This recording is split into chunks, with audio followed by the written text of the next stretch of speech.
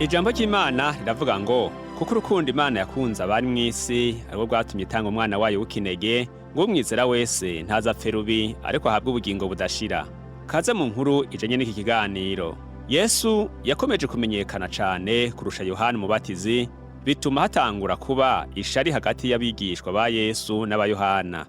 Abakuru b'idini y'Abayuda bagerageza kugira umugambi wo konona ibikorwa vya Yesu na Yohana Umubatizi.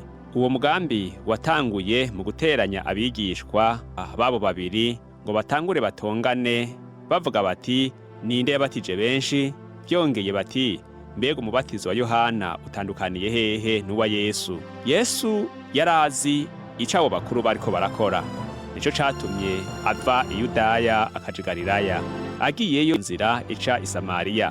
Mu mwanya mugufi Yesu yamaze Samariya, hari ikintu gihambaye cahabaye. Umviriza iyi nkuru ivuga kuri Yesu n'umugore anyotewe.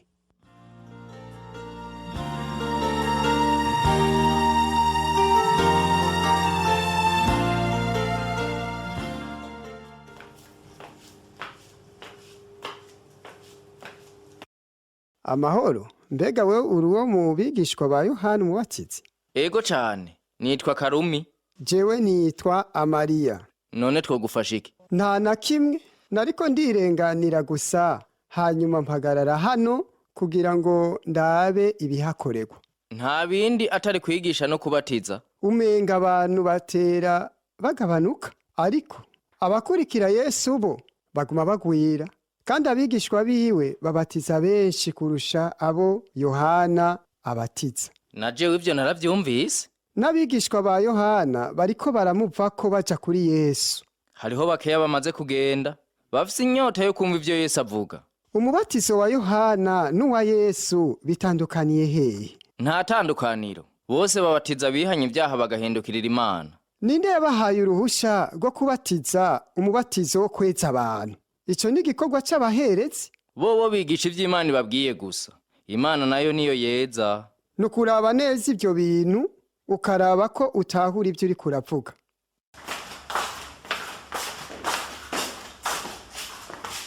Mbega yagiye hehe? Yanyikiye mw'igugu ry'abantu?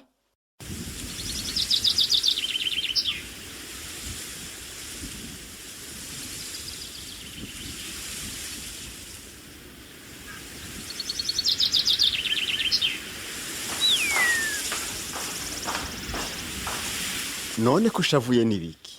Urya mugabo yagomba iki? Sinumva neza ivyo yagomba. Yatanguye avuga ko ariko ararengana, ngo akaba agomba ahagarare yongera arabe ibihakorekera. None kushavuye nibiki? Yambajije ibibazo ariko sinumva igituma yabimbajije. Yabajije iki? Yambajije itandukaniro ry'umubatizo wawe n'uwa Yesu. Nabonye muri we ko atari umuntu w'umwizigirwa. Abantu bose baramaze kumva ko twe na Yesu tubatiza, naho kuri Yesu arabigishwa bibe babatiza. Kandi ivyo ntawe vyohagarika umutima. Mwigisha, Yesu abatiza abantu benshi kukurusha. Ubwo none ivyo ntivyo guhagarika umutima na gatoya. Imana niyituma abantu bashika kukwihana. Ariko Yesu yari kumwe nawe hakurya ya Yorodani. Mwarumvise ko navuze ko atari jewe KRISTO. Nduwatumwe kumutegurira inzira gusa. Ariko niwe wigishije igihe kirekire kandi n'inguvu nyinshi kurusha Yesu. Kandi ariko arabatiza benshi mu bo wewe wigishije.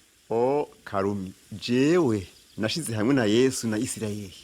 Umugenzi w'umukwe n'umugeni, iyo abonye umukwe n'umugeni bamaze kuja hamwe, aca nezerwa cane. Umunezero wanje ni mwinshi kubona abantu bamaze gutahura Yesu wari we. Kuri jewe biragoye gutahura. Yesu ategeza gushirwa hejuru, nanje nkagirwa muto. Mu vy'ukuri sinatahuye ico ugomba kuvuga. Uvuze ko Yesu ari umwana w'Imana. Ariko ndumva ko ubu ndushirijeho gutahura. Ni ivy'ukuri yuko abantu benshi bariko barakurikira Yesu, ariko ni bake batahura igikorwa camuzanye. Ababitahuye barumva neza yuko Imana iri kwishura amasezerano yayo iciye muri Yesu. Imana ishimwe.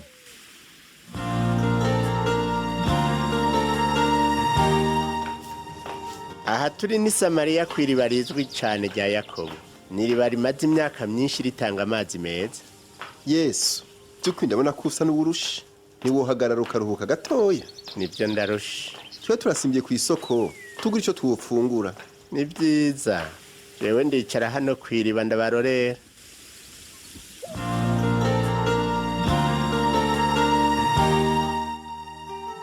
hamaze kuba ukutumvikana hagati y'abigishwa ba Yohana Umubatizi n'aba Yesu, kuko abakurikira Yesu aribo bamaze kuba benshi kurusha, kandi abigishwa biwe basigaye babatiza benshi kurusha Yohana Umubatizi.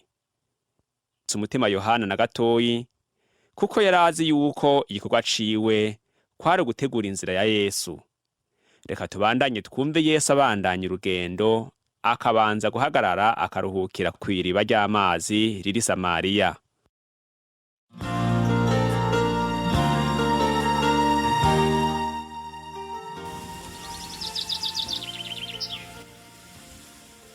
Oh, mbabarira. Sinaziga ko hari umugabo nosanga kw'iriba. Usa n'ufise ivyiyumviro vyinshi. Nta ngorane mupasi. Nta kibukoze cotuma usaba imbabazi. Mpase nyabona amazi nywe. Wowe uri umuyuda? Kubera iki none usavye amazi yo kunywa? Mu bisanzwe abayuda baranena abasamariya, cane cane umugore. Umbabarire kubona kugeza ubu mwagiye mufatwa nabi na twebwe abayuda. Ariko ndi Abigayili, umugore w'umusamariyakazi. Abayuda ntibatuvugisha. Iyo wari uzi ugusavye ico kunywa ari we, nawe wari kunsaba ico kunywa. Ngaheze nkaguha amazi meza y'ubugingo. Mugenzi, nta n'ikivomesho ufise, iriba naryo rikaba ari rirerire. None amazi atemba meza yo kunywa, woyaronka gute? Sindiko ndavuga amazi atemba yo mu mwonga. Mvuga ya mazi Yesaya yavuga, aho yandika avuga ati, yemwe abafise inyota, nimuze ku mazi, kandi n'udafise amahera nawe naze, nimuze mugure murye. Sogokuruza Yakobo niwe yimvye iriba, kandi anywa amazi yaryo. Ubu rero yararidusigiye. Ugomba kuvuga ko urusha ububasha Yakobo. Unywa kuri ayo mazi wese azosubira kugira inyota. Ariko unywa ku mazi nzomuha, ntazosubira kugira inyota namba. Oh, ivyo bintu numva ari gitangaza. Amazi ntanga azokwama yiburuka mu nda nk'isoko y'amazi y'ubuzima budashira. Mugenzi, ndagusavye mpe kuri ayo mazi nanje sinze nsubire kugira inyota. Genda nzanira umugabo wawe ngaha. Ariko rero mugenzi, nta n'umugabo mfise. Uvuze ukuri, umaze kugira abagabo 5 bose. Ubu naho uri kumwe n'uwa 6, kandi nawe nyene si umugabo wawe. None urumuvugishwa? Nduwatumwe n'Imana guhindura imitima y'abantu. Rero ndagusavye inyishure ku kibazo kimwe. Basogokuruza bahora basengera Imana kuri uyu musozi, ariko mwebwe abayuda muvuga yuko Yerusalemu gusa ariho hakwiye gusengerwa Imana. Ivyo nukuri? Ivyo nivyo bavuga. None ni hehe nosenga Imana ngahereza ikimazi ngaheza nketswa? Mupfasi, unyizere, ubu harageze igihe aho gusengera Imana data atari kuri uyu musozi canke Yerusalemu. Ushobora gusanga Imana aho uzoba uri hose, kandi ukayihasengera. Ariko ivyo nukuri, tuzoshobora gusengera aho turi hose? Egumi, igihambaye se amazina bakwita canke aho usengera. Igihambaye imbere y'Imana n'uwo uriwe n'uburyo ubayeho. Imana ishimwe. Haracariho ivyizigiro vya nyuma kuri twebwe abasamariya. Ego cane haracariho ivyizigiro. Imana ni mpwemu. Abayisenga bose bategeza kuyisenga mu mpwemu no mu kuri. Ndazi ko Mesiya azoza. Niyaza niho tuzoronka ukuri. Herega uwo Mesiya yuvuga ni jewe nyene muriko muravugana. Naramaze kuza.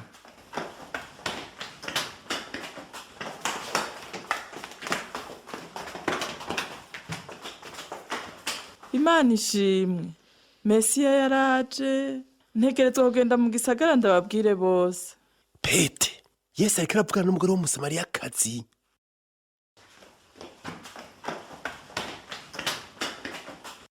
Mwigisha, kazo fungure. Andereya, ndafise ibyo kurya utazi. Hari umuntu yoba yakuzaniye ibyo kurya? Ibyo kurya vyanje no gukora ibyo wantumye agomba Andereya. Amajambo ntahagari kububabare ntewe n'inzara. Ntuvuge ngo hasigaye amezi 4 ngo iyimbura rigere. Ugurura amaso murabe imirima. Ivyimburwa vy'Isamariya birageze kwimbura. Je nta vyimburwa mbona. Ugurura amaso urabe. Iyimbura rirageze. Ubiba n'uwimbura bafatanije umunezero. Sindabitahuye. Wa mugani ngo umwe arabiba uwundi akimbura ni uw'ukuri. Ndabarungitse kwimbura aho mutabivye. Mwe n'uwabivye mufatanirije hamwe kuzana ivyimburwa. Mwaje mu murima, abandi bakozemwo bagatama kuva kera. None vuba mugiye kubiba, abandi bazohave bimbura ivyimburwa vyanyu.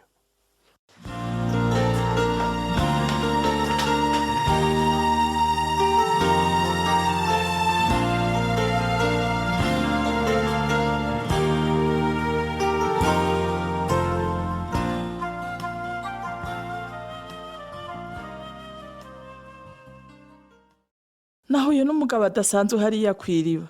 Nasanze azi ivyanje vyose. Nta nkeka niwe Mesiya. Yambwiye ivy'amazi y'ubugingo ava ku Mana, kandi ahumanura abantu. Nimuze tujane namwe mu mubone. Ndazi ko namwe ashobora guhindura ubugingo bwanyu.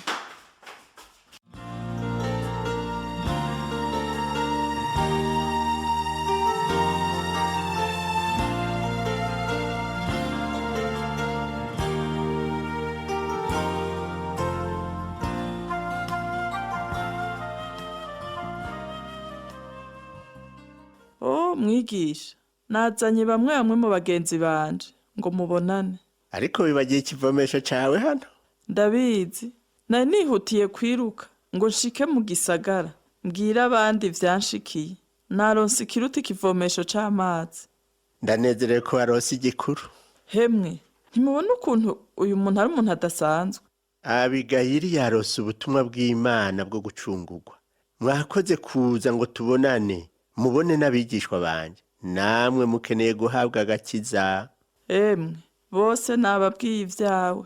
Ubu benshi barizera ko ari wewe Mesiya. Kaze mu muryango w'abana b'Imana. Hari abandi bantu mu gisagara cacu bakeneye kubonana nawe. Tugomba ko ubandanya gatoya kugumana natwe. Ukababwira ivy'agakiza k'Imana. Urakoze mupfasi.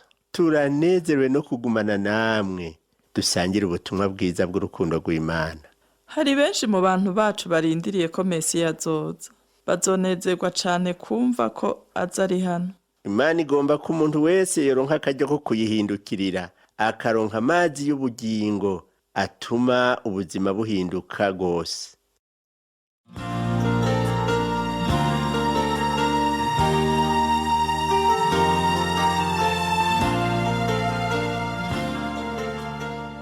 Uko Yesu yagenda yigisha, yagenda ahura n'abantu b'uburyo bwinshi. Yesu ageze Samariya kw'iriba ry'amazi, ahahurira n'umugore w'umusamariyakazi yarabayeho ari umusambanyikazi. Yesu ariko aravugana nawe, amwereka uko yoshobora guharirwa ivyaha vyiwe. Nawe Yesu ashobora kukubera umugenzi, ntaco bitwaye uwo uri we wese n'ibyo urimwo vyose.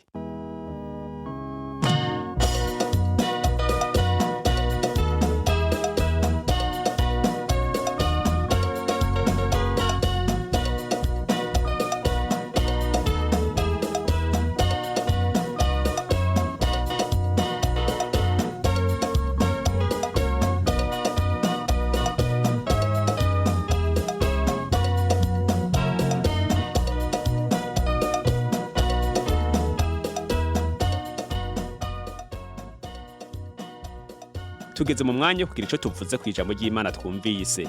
Iyo twizeye Yesu Kristo tukamwakira nk'umwami n'umukiza mu bugingo bwacu, duharirwa ivyaha tukaronka ubugingo bw'ibihe bidashira.